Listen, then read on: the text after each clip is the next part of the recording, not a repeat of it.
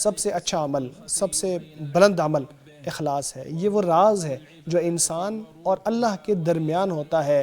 یہ قبولیت کا ترازو ہے اللہ تبارک و تعالیٰ کے ہاں، اس کو کوئی نہیں دیکھ سکتا سوائے اللہ تبارک و تعالیٰ کے۔ اس لیے ہر عبادت میں اس کو لازمی طور پر ٹٹولنا چاہیے، اس کو بار بار دیکھنا چاہیے۔ اس کو حاصل کرنا مشکل ہے، یہ بڑی تیزی سے بدل جاتا ہے، منتقل ہو جاتا ہے، یہ انسان کے لیے مشکل ہے، یہ نفس کے اوپر بھی بڑا گراں گزرتا ہے، دل کے لیے بھی بڑا مشکل ہوتا ہے، یہ ثابت نہیں ہوتا، ایک طرح سے نہیں رہتا، لیکن اس شخص کے لیے یہ آسان ہے کہ جو اللہ تبارک و تعالیٰ کو ہر وقت یاد رکھتا ہے، نفس سے ہر وقت مجاہدہ کرتا رہتا ہے۔ اس کے لیے مجاہدہ کرنا پڑتا ہے، اس کے لیے بار بار اپنے آپ کو ڈھالنا پڑتا ہے۔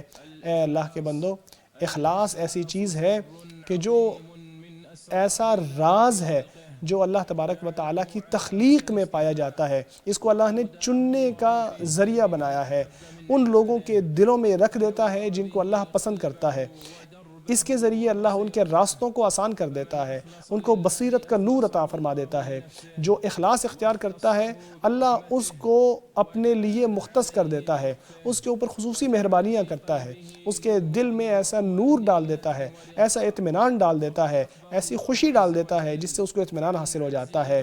اللہ تبارک و تعالیٰ نے بتایا کہ ابلیس اہل اخلاص کو گمراہ کرنے سے عاجز ہے۔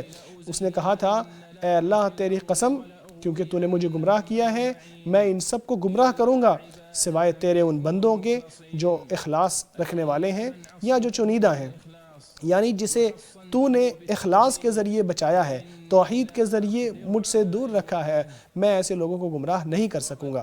اللہ تبارک و تعالیٰ کا طریقہ ہے جس کے اندر کبھی رد و بدل نہیں ہوتا، اللہ تبارک و تعالیٰ کی سنت ہے کہ جس کے اندر کوئی تبدیلی نہیں آتی، کہ اللہ اپنے مخلص بندوں کو ہیبت عطا فرماتا ہے، نور عطا فرماتا ہے، لوگوں میں اس کو مقبول بنا دیتا ہے، لوگوں کے دلوں میں اس کی محبت ڈال دیتا ہے، لوگ اپنے دلوں سے اس کی طرف کھنچتے چلے آتے ہیں، کیونکہ وہ اخلاص اختیار کرنے والا ہوتا ہے۔ اللہ تبارک و تعالیٰ کے ساتھ اس کا معاملہ درست ہوتا ہے۔ ریاکاری کرنے والوں کو اللہ جھوٹ کی یہ پوشاک پہناتا ہے جو کہ اسی کو زیب دیتی ہے، کیونکہ اعمال کے بدلے ان کے مطابق ہی سزا ملتا ہے، جیسی کرنی ویسی بھرنی، اور اللہ کسی پر ظلم نہیں کرتا۔ بعد ازاں اللہ کے بندوں، اعمال نیتوں کے مطابق ہوتے ہیں، جیسی نیت ہوگی ویسی جزا ہوگی، اللہ متقی لوگوں سے ہی قبول کرتا ہے۔ تو اللہ کے بندوں، اللہ سے ڈرو اور اپنا محاسبہ کرو اس سے پہلے کہ آپ کا حساب لیا جائے۔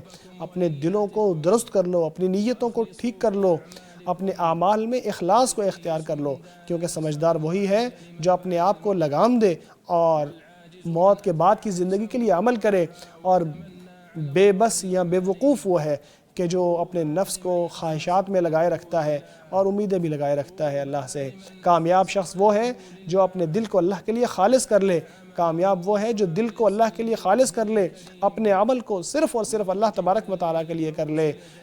ایسا عمل اللہ تبارک و تعالیٰ کے ہاں خوشنودی پانے کے لیے کافی ہے، اللہ کی جنت پانے کے لیے انشاءاللہ ذریعہ بنے گا۔